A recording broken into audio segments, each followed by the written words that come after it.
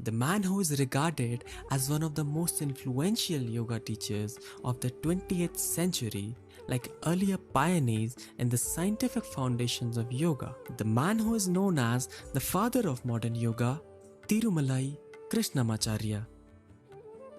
Krishnamacharya was a physician of Ayurvedic medicine. He possessed enormous knowledge of nutrition, herbal medicine, the use of oils and other remedies.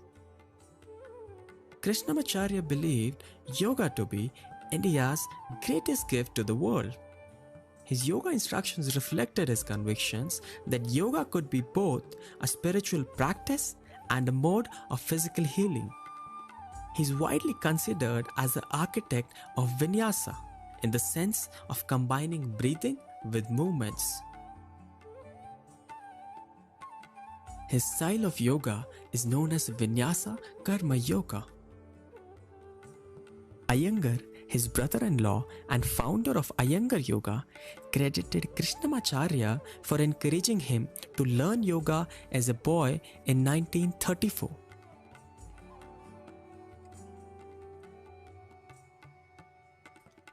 While Krishnamacharya is known and remembered as a yogi throughout the world, in India he is mainly known as the healer who drew Ayurvedic and yogic traditions to restore health and well-being of those he treated. He also has authored 4 books on yoga.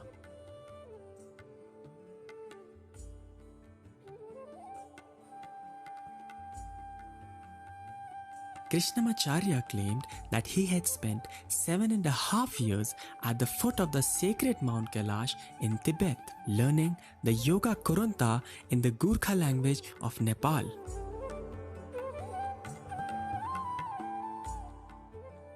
According to one tale recounted by Mohan, during the vacations, which would last about 3 months, Krishnamacharya claimed in his Yoga Makaranda that at the suggestion of Ganganacha, he sought to further do his yoga studies by seeking a master named Yogeshwara Ramamohana Brahmachari, who was rumored to live in the mountains beyond Nepal and has supposedly mastered 7,000 asanas. For this venture, Krishnamacharya had to obtain the permission of the Viceroy in Shimla, Lord Irwin, who was then suffering from diabetes. At the request of the Viceroy, Krishnamacharya travelled to Shimla to teach him yogic practices for about 6 months. The Viceroy's health improved and he developed respect and affection towards Krishnamacharya. In 1919, the Viceroy made arrangements for Krishnamacharya's travel to Tibet, supplying 3 aides and taking care of the expenses. Then he arrived at the foot of Mount Kailash, where the master lived with his wife and 3 children. Under Brahmachari's tutelage, he claimed to have spent 7.5 years studying the Yoga Sutras of Patanjali, learning asana and pranayam, and studying the therapeutic aspects of yoga. He was supposedly made to memorize the whole of Yoga Kurunta in Gurkha language, though no evidence of the tale exists.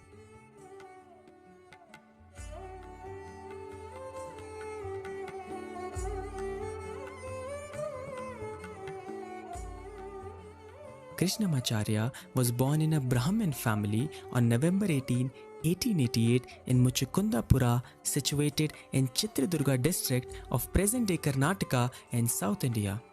His father was Shri Tirumalai Srinivasa Tatacharya, a well-known teacher of Vedas, and his mother was Srimati Rangnyakiyamma. He was the eldest among their 6 children.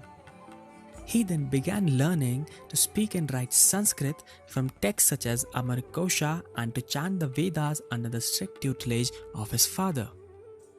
When Krishnamacharya was 10, his father died, and the family had to move to Mysore, the second largest city in Karnataka, where his great-grandfather Shri Srinivasana Brahmatantra Parakala Swami was the head of Parakala Mutt. Krishnamacharya spent much of his youth traveling through India studying the six darsanas or Indian philosophies: Vaisesika, Nyaya, Sankhya, Yoga, Mimamsa, and Vedanta. In 1906, at the age of 18, Krishnamacharya left Mysore to attend university at Banaras, also known as Varanasi, a city of hundreds of temples and highly regarded North Indian center of traditional learning.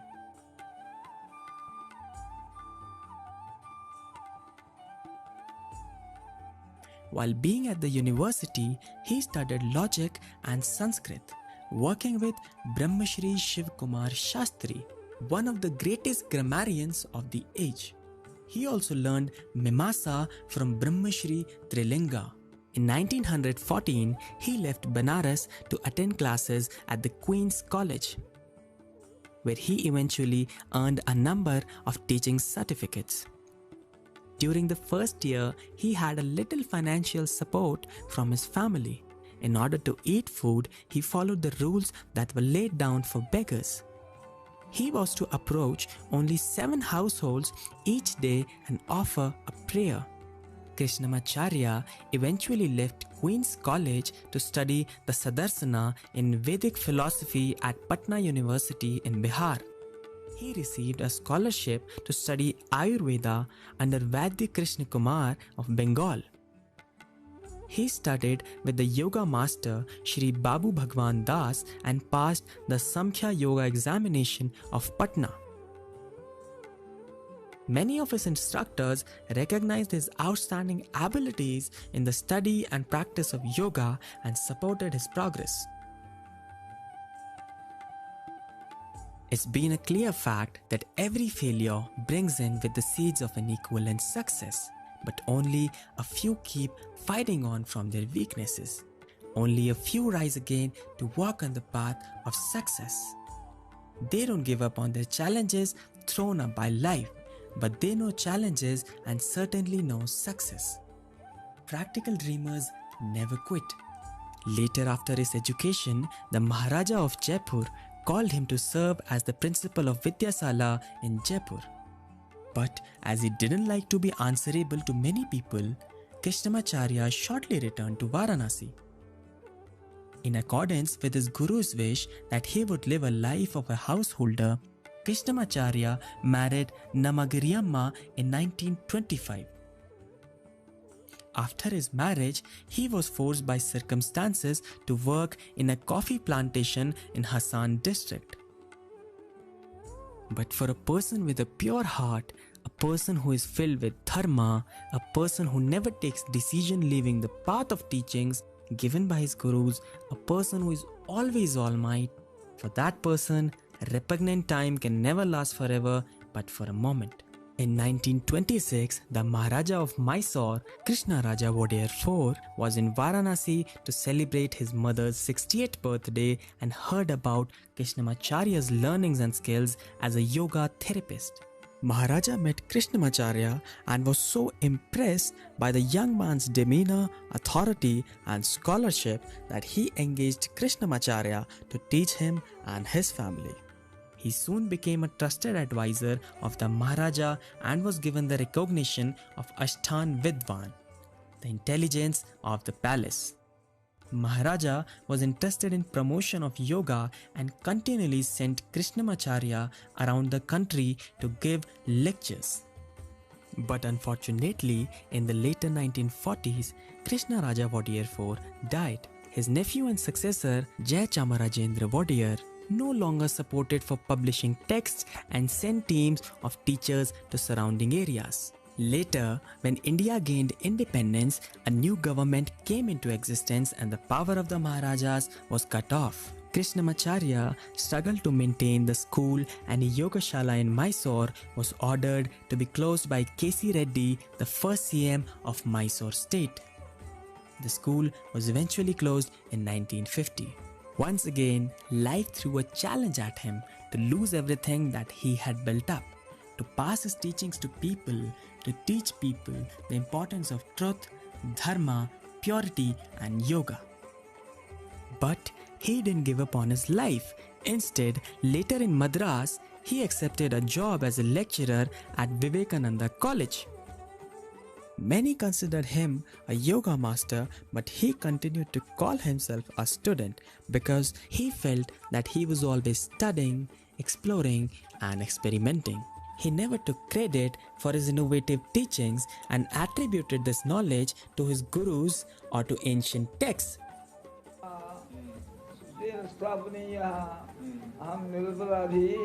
But whoever has born in this land will have to die one day. No one is immortal, no matter how great, pure, and knowledgeable he is. At the age of 96, he fractured his hip. He refused surgery and treated himself, designing the practices he could do in bed. He lived and continued to teach in Chennai until he slipped into coma. Then he died in 1989. Krishnamacharya died, but his teachings did not. This story of a person who followed the rules of the Vedas even for begging and filling up his belly has a lot to teach us. The story of a person who is admired by millions of people, nevertheless still is unknown. And the story that has never been told ends here.